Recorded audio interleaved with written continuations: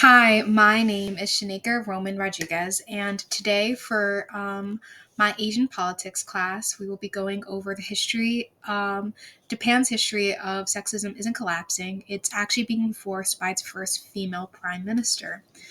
Okay, so I know that title is kind of hefty, and we're going to start from the beginning. What is Japan?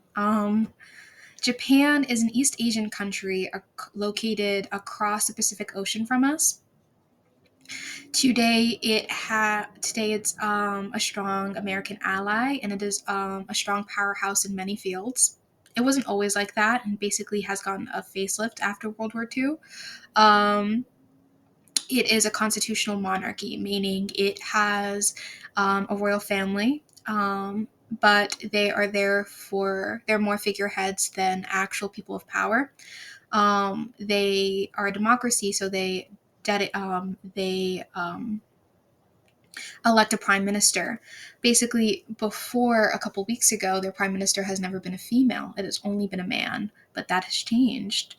They have, in fact, though, had female emperors, and well, we can consider it an empress, basically. But let's start from the beginning. The first emperor of Japan, his name was Jimmu, and he began his rule in around 660 BC. He basically got everyone together and colonized Japan. Well, not colonized, but unified, and to solidify his claim to the rule, he told everyone he was a descendant of the sun goddess. Um, his descendants are still on the throne, making Japan one of the oldest monarchies ever, which is kind of cool. Um, Japan, though, started off as more of a farming culture, and then, of course, immigrants came and started embedding pieces of their cultures within Japan. Um, One of the biggest things they brought over was religion and ideologies. Basically, Japan had Shanto. It is basically like a folklore religion that originated in Japan. It focuses on purity and like there's a lot of rituals um, that are composed in Shanto. And then we also have Buddhism, which was brought over. It is focuses on self discipline and obedience. And then what also was brought over was the idea of three ordinances. Basically, the three ordinances are basically the three major relationships a woman has in her life. First, of course, is her relationship to her father. She and then she's going to get married, and then she's going to be ruled by whatever her husband has to say, not whatever her husband has to say, but by the expectations of her husband.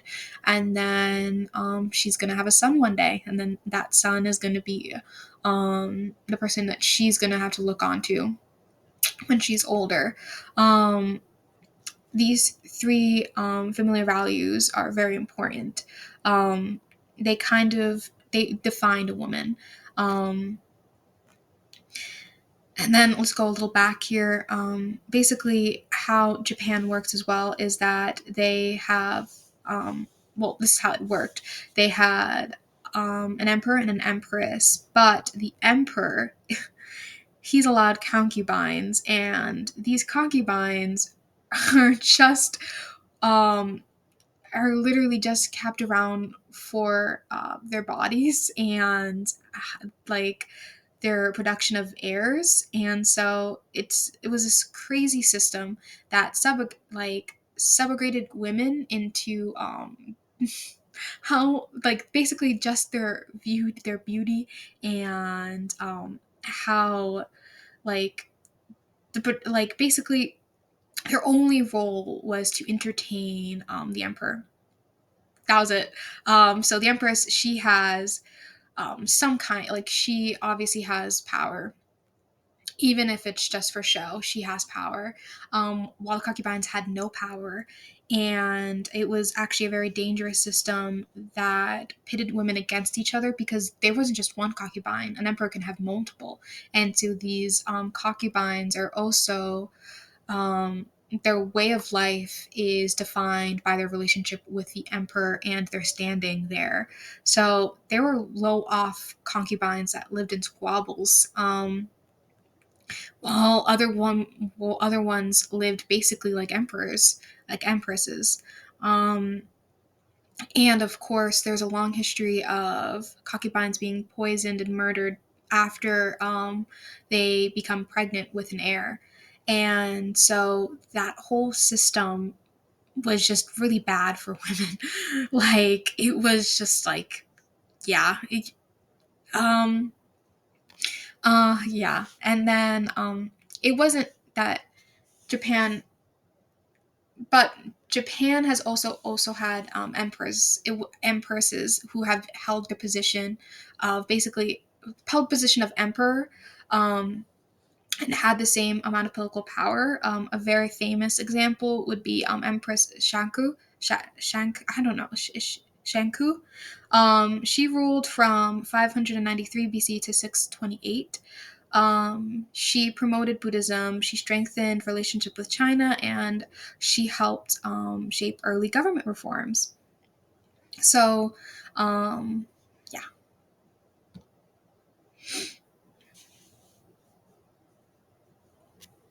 Well, all of these kind of cultivate to one thing: having women stay in the house and be head of household and making all the familiar family decisions, but mostly just making sure women are just in the home.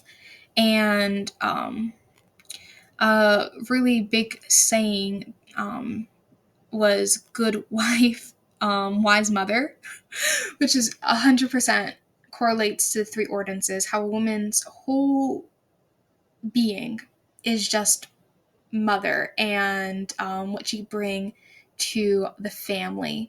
And so Japan wants to protect this and wants to make sure that women stay in the house. Not Japan, but I feel like all cultures, that women should stay and just like take care of everything there, not to s- go off far from the home. And so before war times, and then, well, during wartime, like, obviously they're going to promote women being staying in the household and being caretakers during the war. But yeah, and then women were actually discouraged from doing anything that was too hefty, like political involvement. um, but yeah, which all of this contributes to all of this connects to how the social, like, the positions of like women and men in society in Japan right now. So because of all of this, women only have 10 to 14% of leadership roles in Japan are held by women. Only 10 to 14%. And this is a modern first world country. Because of this whole emphasis on a woman being a caretaker and staying at the house, a lot of women who end up getting pregnant end up leaving office work to focus on their family, which has also like worsened the birth rate. So Japan has a really bad birth rate because they have an aging population, and a long life expectancy. But a lot of women are don't want to subjugate themselves to just being a mother. And so they're holding back on having children. I think the average age of a woman in Japan is 30 when she starts her family. Um, so you think that with having this, like, this culture of no woman in power, having a woman take the biggest power seat, being emperor, would be a good thing. Um, And so the person in power right now is Sensei which is Sana Takanichi. So having her in power might seem like a great win, but it's not, because just to give her a little background, but she was born in 1961, so she is an older woman. She graduated from Kobe University, and then she studied at UCLA. And this what comes to being a negative. Her political style is conservative. She's ultra conservative. She is actually inspired by Ronald Reagan. Anyways, let's look at why we see her empowerment being a negative. So basically, she is ultra conservative. She does not support LGBT. To give you an example of conservative values, believes that a woman shouldn't keep her name. She should obviously take her husband's name when she gets married, and she kind of just supports that whole idea of women staying in the household and raising children and being good wives, good mother, um, and so she supports the idea of keeping women in these domestic roles, and her whole campaign she ran on these conservative values. So her being in power kind of just supports the idea of women being in the house, which is kind of crazy, but that's what it is. So she supports these ultra conservative values, and it doesn't matter that she herself is a woman supporting if she's not supporting women's rights. And so just because she's a woman doesn't automatically mean that she supports women. Um, so my whole thought system of the whole thing is she now has the power. She does, and it all defines on what she does with it now. So I do think that she has all these old traditional values. I don't think she's as extreme as she was when she was campaigning. I think it was more a campaigning tool, because as a woman, how are you going to get the male vote? Oh, well, what do men like? Men like when women stay in the house. So that um, is kind of what the thought system like she had to mold herself into. Um, but like other politicians have done it, like Jimmy Carter. He ran on the idea of segregation, and then when he came into office, he was like he actually did the most to get rid of segregation. So it can be that just to get into the seat of emperor, she had to modify herself to the voters' ideals. And because of Japan's high culture of keeping women segregated from anything harsh, she had to create that image.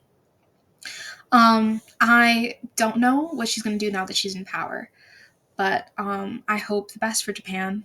And I do think she's a smart woman. I think that's very clear. Anyways, thank you for listening to my presentation. I hope you have a wonderful day. Bye.